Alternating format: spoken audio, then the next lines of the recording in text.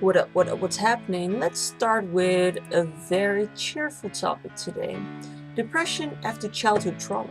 So depression is often triggered by acute or chronic life stress. Apparently, most of the people who have a lot of stress at an early time in their life. There's research that the earlier your traumatic experience happens, the bigger the chance that you get a lot of psychological problems later on in life.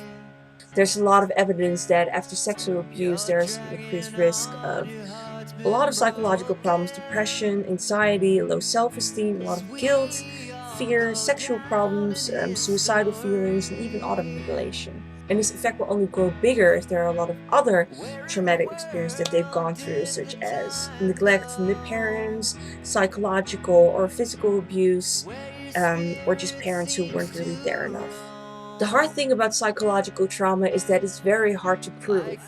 There's usually not really a good way to objectively describe what has been done to you. And there are always different sides to stories, so it's hard to diagnose sometimes. But on the other hand, patients who have very serious episodes of depression do more often say that they've had a traumatic life experience. The top 3 of events that are the most traumatizing and will give you the biggest risk of having psychological problems later are neglect, physical abuse, and then sexual abuse.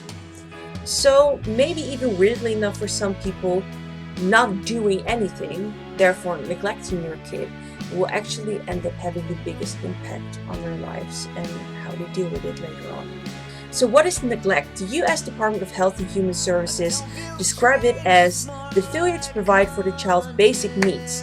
So neglect can either be physical, emotional, educational even, and psychological neglect is the lack of emotional support for your child, a lack of love, a lack of attention, maybe even exposure to abuse from other people or drug and alcohol abuse. The reason why sexual and physical abuse are probably a little bit less predicting for depression is probably because it's not very specific. I mean, you'll get a lot of different kind of psychological complaints when you've had all of that going on. But neglect in itself is very specific for depression. So like for example, if someone has experienced sexual abuse, it could mean that the victim won't be able to have a stable and intimate relationship with someone and therefore will end up getting a depression. But it's not a very direct link.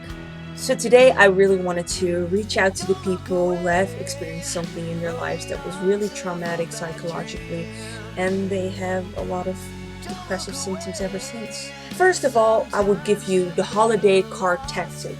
You know how it goes. Once a year, right before Christmas, all the holiday cards start coming in. In that holiday card, they kind of want to summarize how awesome their year has been and generally how awesome their life is going.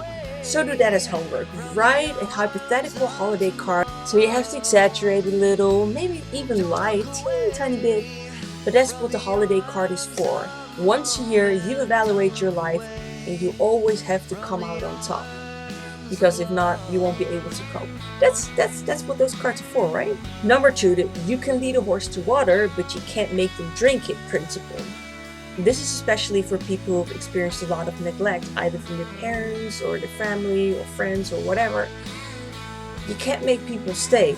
You can forcefully keep them in your life, but if they don't want to be there for you, it's just gonna be a hassle for you both, and you'll end up hurting yourself even more. Number 3, the food principle. A very big amount of the food that gets produced actually never makes it to our grocery stores because aesthetically they aren't completely ideal. I can even imagine that because if they're half price off because they look a little wonky, I'm gonna buy all of them and they're gonna taste amazing. And that's the thing at the end of the day, if your carrot isn't completely straight, chances are you're probably not completely straight either. You're still gonna eat it. And that's what I mean with the food principle. Even if on the outside you feel like you're not good looking or you don't seem like a very great person or you just don't feel impressive enough or you don't feel like you conform to the standards of other people, you still gotta function, you still gotta worth, and someone's gonna eat you. Number 4, let other people validate you. I mean, I'm pretty sure your best friend could wax poetic about how great you are, and you have to let them once in a while. I get that it's a little hard to actually believe them, but still, you gotta give it a shot. Number 5, don't be too afraid to trust people again. Traumatic experiences usually end up making the people feel like they shouldn't have trusted those people in the first place. You actually made them come to your safe space and they took advantage of that.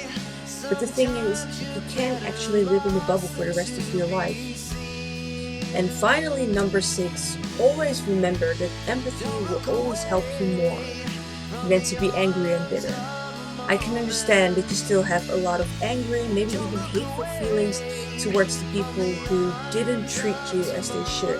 But even if people walked all over you, treated you like crap, even abused you, spending time in and outside of your head thinking about that, acting upon those vengeful feelings that you might have created inside yourself, is a waste of time, of energy, of mental space. It's a waste of time for you. You deserve better than to think of that. So yeah, to be honest, when Uchiha Sasuke first wanted to kill Itachi, I was totally with it. But I realized through the series, and also through Naruto and Pain and that whole arc, that revenge almost never is the answer.